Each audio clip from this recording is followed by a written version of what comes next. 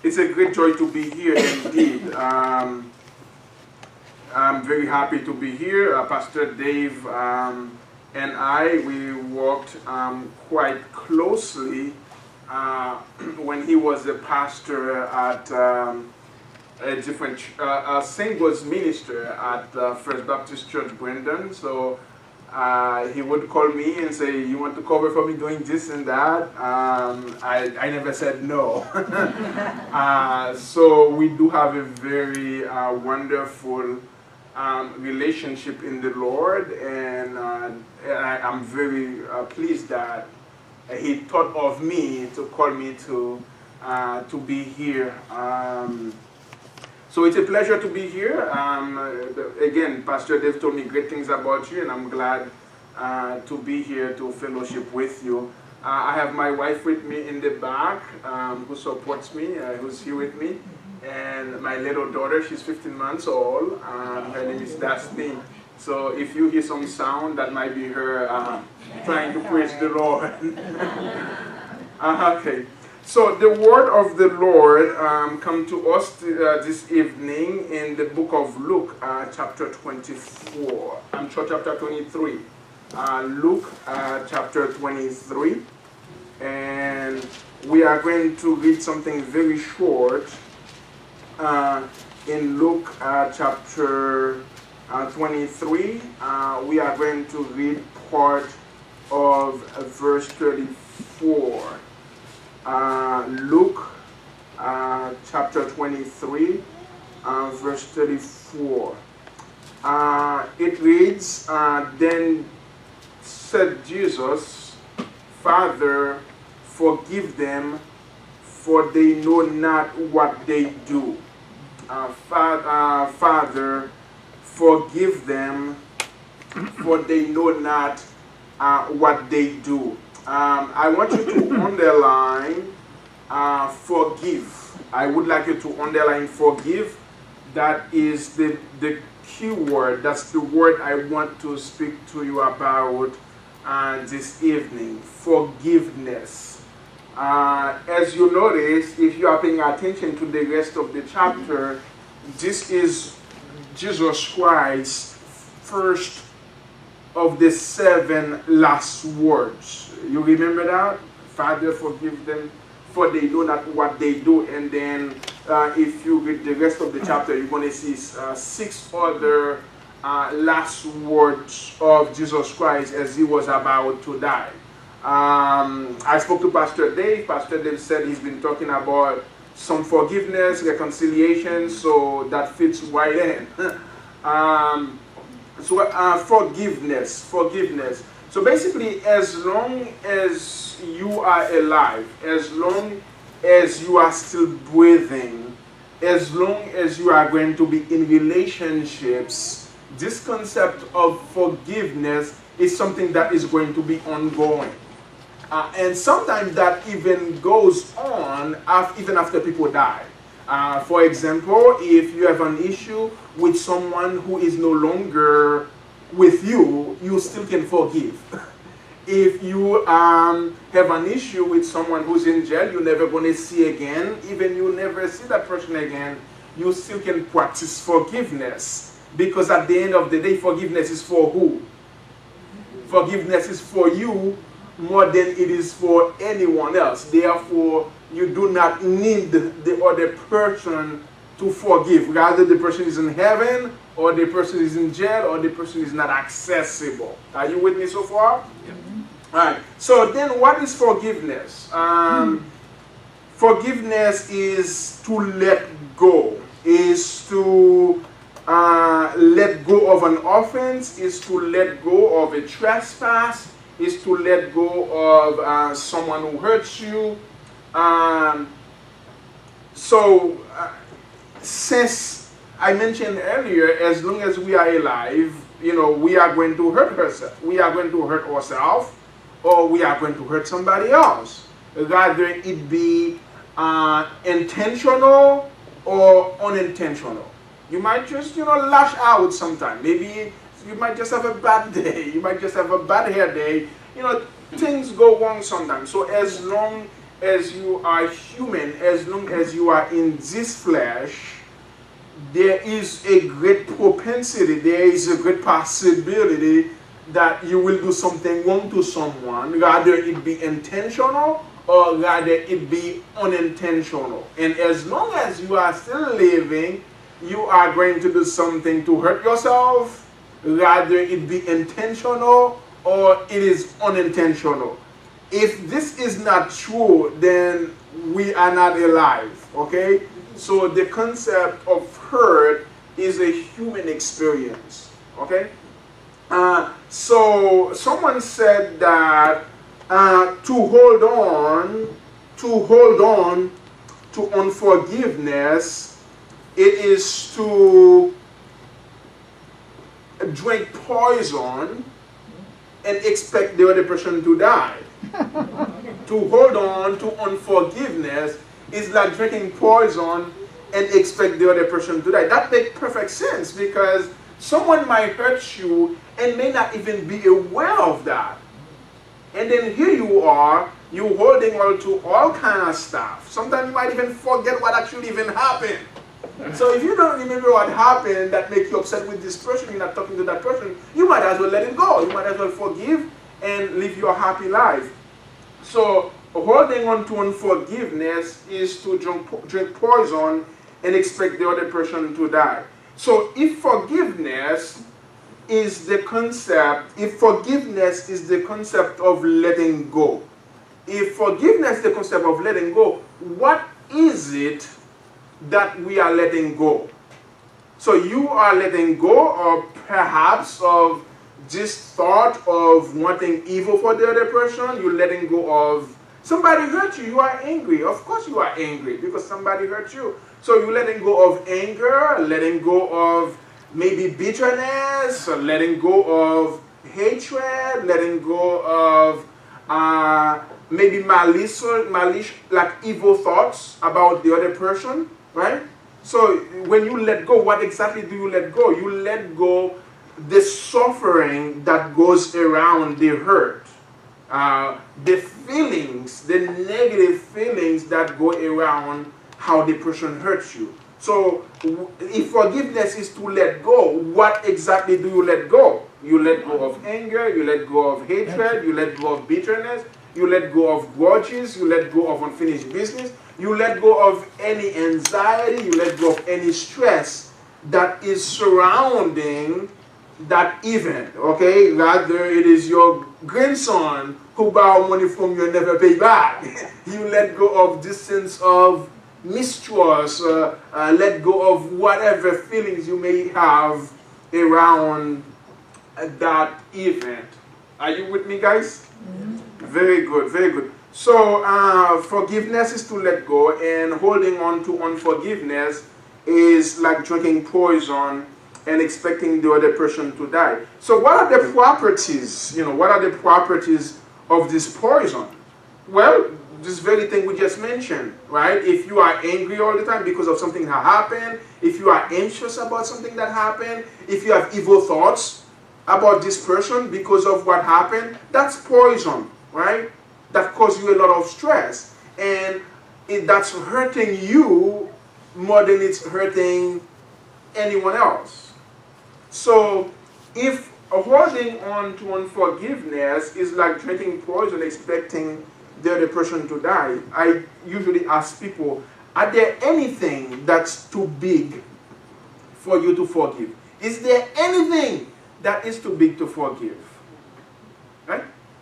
So if we posit that unforgiveness is drinking poison and expecting the other person to die, then if we agree with that, we also can say that the greater is the hurt, the greater is the trespass, the greater is the the greater is the abuse.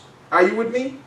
The greater is the hurt, then the more potent, the greater is the poison to kill you or to damage you. Therefore, the greater is the hurt, the greater is the need to forgive. Are you guys with me? So the concept of there is something too big to forgive, that's completely wrong, because the greater the hurt is, the more hurt you are, the greater is the possibility to hurt yourself as a result of not forgiving. So the greater the hurt is, then the greater is the necessity to forgive. Are you guys with me? Yes. That is why this passage is very, very, very, very potent. This passage in Luke 23, verse 34, it's very strong, very powerful, speaking about forgiveness. You realize as they were driving the nails into Jesus Christ, into his hands, I'm assuming, as the soldiers are in the very process of killing him. We're talking about literal killing. We're not talking about somebody gossip, somebody, telling some stories about you that's not true. This is talking about, the soldiers are in the very, very process of killing Jesus Christ, and he has enough courage to say, Father, forgive them, for they do not know what they are doing. And what we can learn from this, regardless of the intensity of the abuse, the greater the intensity of the abuse, of the hurt, the greater the need to forgive. And we see Jesus Christ demonstrate that here. In the very process of killing him, in the very act of killing him, he said, Father, forgive them, for they do not know what they are doing. So Jesus Christ is a great example. So he set the record. He set it how we can actually forgive. So just by looking at Jesus Christ, by looking at his life, we know that we can actually forgive regardless of the hurt. One way I want to walk with you through, like how you can actually practice forgiveness. I'm hoping to go through that rather quickly. If you are taking note, I would like you to write down reach, R-E-A-C-H, reach. So through those letters, I'm going to walk with you through how you can practice this concept of forgiveness. Reach, R-E-A-C-H. How do you practice forgiveness? You are going to reach. And the R stands for recall, R-E-C-A-L-L. Recall, you recall what happened. So let me say that, since I'm talking about recalling. Forgiveness does not mean forgetting. It does not mean condoning. It does not mean excusing the behavior. Okay? It does not necessarily mean that justice is invalid. It doesn't necessarily remove the justice system. So if somebody does the crime, they do what? They do the time. So forgiveness does not condone behavior. It doesn't say that the behavior is okay. It doesn't mean that because you forgive, you forget. It's not, they are not equal. So you recall the event, recall what happened. It's actually very good to remember, because if you hang out with this person, every time you hang out with that person, you end up in trouble, you might want to remember that pattern. Right? You might want to remember that pattern, because doing the same thing over and over, expecting different results, is what? It is insanity, right? So you want to recall what happened. What happened between me and John Doe. That might be a little uncomfortable. You might feel nervous about remembering the event. You might feel a little bit anxious or uneasy to remember what actually happened, because it's hurt. It's not a pleasant situation. So you remember what happened, and when you begin to empathize. So E stands for empathy.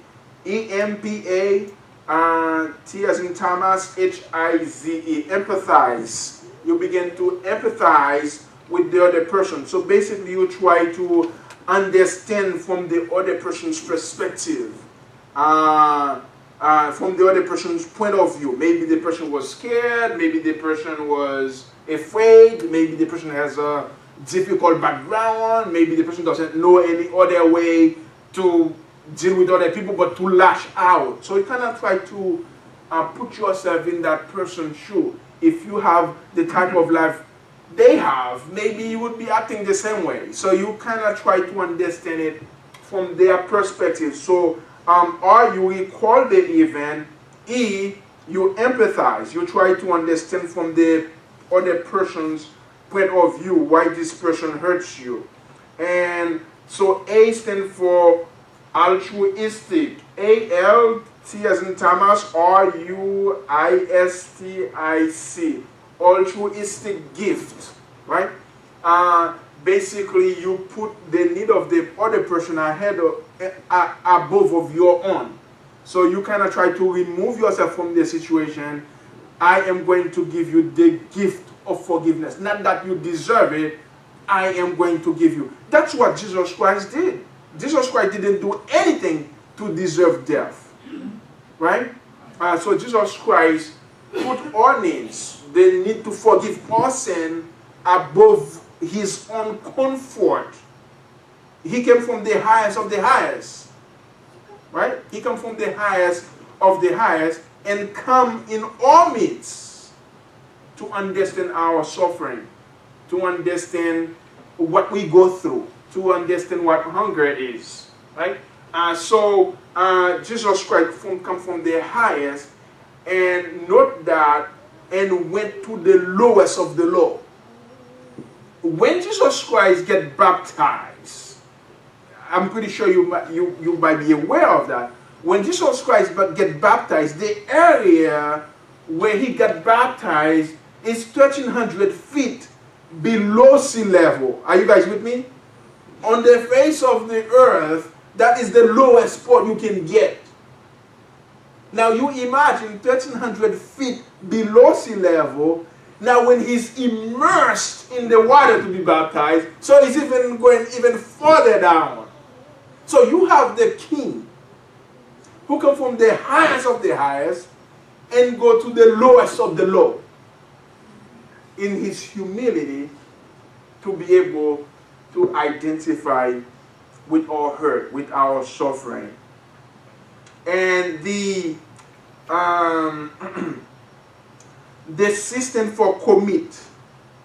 The system for commit, you commit yourself to forgiving publicly, forgiving maybe one-on-one confrontation. You commit yourself to forgive. You make a commitment to forgive. If you are going to be happy, if you are going to live at peace, if you are going to live at peace with your brothers and your sisters, and without anxiety, when the person comes inside the room, you don't have to worry because you kind of settle that. So you commit yourself to forgive. Not only do you commit, one thing actually you can do, you can actually commemorate this concept of forgiveness in a more, even in a more tangible way. As Pastor Dave asked me to come here, I said to myself, well, what do I tell people who've been studying the Word of God longer than I've been alive? What kind of wisdom? What can I tell you guys? What is it that I have to say? Right? You know, we stand on your shoulders. You've done all the hard work. We're just following, you know, how the Lord has walked into your heart and bless you, and we benefit. We are beneficiaries of all the hard work you've done. You leave legacies for us, how we should live our life, how we should, you know, love our wives. I'm asking myself, what do I have to say to wise people? What do I have to say to people who've been studying the Word longer than I've been alive? What do I have to say for people who've kind of like, you know, kind of made it, right? People who've made it. What do I have to tell you? I said, well, you know what? As long as we are alive, this concept of forgiveness is still it's still ongoing. That's something ongoing. And like the word of God is very powerful, right? I don't have anything to say, but God has something to say. So I said, well, what am I going to say? What am I going to say? I started thinking, praying about this, and I can feel the Lord telling me, well, tell him what you've been going through. So I was at this other job, and I was at that job. There were some bullies, people trying to bully me around, and there's so many things went on, and I complained about it. Nobody believed me, but I know what I know. I know that I've been bullied, and it took me some time. It took me some courage to be able to actually admit, I've been bullied. We are men, right? It's like you don't admit that, because if you admit that, that may insinuate a sense of weakness or whatever. So it took me some time to actually admit that, I've been bullied. That's something that happened in high school with little kids. So I mastered the nerve to actually be able to say I've been bullied. And when I reported that, they said, oh no, you're not, that's not bullying, that's just your job performance. No. Why am I the one being picked to be bullied? If it is job performance, it should be like for everybody. Why am I the one who's the scapegoat? Why do I go through all of those feelings? So I made a big list of everything I experienced. Humiliation, berating, disparaging remarks, backbiting, you name it, yelling, insults, and so I make a big list of everything that I experienced through the bullying process. And then one good day, I was, teaching the patient. I work at the hospital. I was teaching the patients about bullying, about forgiveness. And I, wait a minute, I've never forgiven my bully. It came to my mind, and I haven't forgiven my bully yet. So today, and I've been putting this off. I mean, I did go through the forgiveness, right? But I wanted to commemorate that. I wanted to make it like a ceremony that I can feel, I can feel like I can touch. So what I did, I wrote down every single hurt. I wrote down everything I experienced, and I sliced them onto little pieces of paper, and then I burned every single one of them. Humiliation, I burned that. Insult, I burned that. Disparagement, I burned that. Yelling and screaming, I burned all of that. I said that my wife said, what are you doing? Well, that's what I was doing. So I make a list of everything I experienced, all the negative. I don't want to dwell on those. I want to dwell on the goodness of the Lord. I want to dwell on the mercies of God. I want to dwell on the good people I've met. I want to dwell on the blessing of God in my life. So you can't be happy if you are indwelling in everything people have ever done to you. You can't be happy doing that. And you cannot have peace with the Lord if you are doing that. So that's what I did. So if it is that you have to journal and write down, maybe writing a letter, or maybe burning things, write it down and then burn it. Maybe you write a letter you never send. Maybe you just in your prayer, you meet with the Lord and discuss whatever unfinished business. You want to have a very clear conscience. You want to have peace. You want to have serenity. You don't want to be. You don't want to hold anything. You don't want to be having negative feelings, negative thoughts about anyone, because you deserve better. You can live your life free. The Lord Jesus Christ died to set you free, and forgiveness should not be holding you back. Like holding on to unforgiveness should not be holding you back. So whatever it is you have to do to forgive, rather is to call the person and talk to the person about it, or write a letter you never sent, or write whatever the hurt was, burn it down. Burning it down is to symbolize that I'm not going to dwell on those negative feelings. I'm not going to dwell on those negative characteristics of what happened as a result of the bullying. So it is something that we all can do. And then the H stands for hold. H-O-L-D. Hold stands for hold on to forgiveness. So what's going to happen sometimes, even though after you forgive, the event might revisit you. And then you might have to forgive again. Or sometimes you think, oh, I thought I was done with that. Right? So when I burn all those negative things, if they come back, I can say to myself, oh yeah, on May 19, 2019, I burned those. I'm done with that. I don't want to dwell on those negative feelings. So you hold on to that forgiveness. If you have to do it, remember Peter was feeling pretty good about himself. And then he asked Jesus Christ, how many times should I forgive my neighbor? What did he say? 70. Jesus Christ told him 77 times 7 to forgive the trespasses. So even though you forgive someone, some negative feelings might come back. The issue of hurt might come back. So you want to hold on to what we are already taking care of that. I'm already forgiving. I'm moving on. I don't have time to waste on this, unfinished business or grudges. I don't have time for that. I have a better life to live. Okay? So that's what this is. So rich, you are going to recall the event. E, you are going to empathize. Put yourself in the other person's shoe. A, for altruistic gift, like you give the person the gift of forgiveness. It's not necessarily because they deserve it. And C is to commit yourself to forgive. And then H is to actually hold on to that forgiveness. You want that to be something that you do on a consistent basis. You want that to be kind of like your lifestyle, not something that you go back and say, I just so wish that something happened to this person. You don't want that. You have better things to do with your thinking.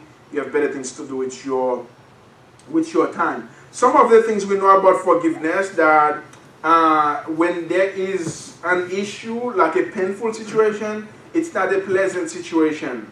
And we also do know that forgiveness is for you more than it is for anyone else. Forgiveness is for you. It's for your own healing. It's not for the other person as much as it is for you. Holding to resentment, hatred, and anger, that hurts you, not the other person. The other person might hurt you and not even remember what happened, or don't even care. You have to understand that forgiveness is not forgetting, and forgiveness is 100% your responsibility. You don't want to be waiting for somebody to start your healing process for you. The forgiveness is for you. So waiting for someone to come and confess something, then that is, actually hurting yourself. So forgiveness is 100% your responsibility. You don't want to wait for anyone else to initiate the process. I really hope that the Lord will bless you, the Lord will keep you strong, and I pray that He would bless His word and to continue and abound in your heart. May the Lord Jesus Christ bless you. Thank you very much for having me.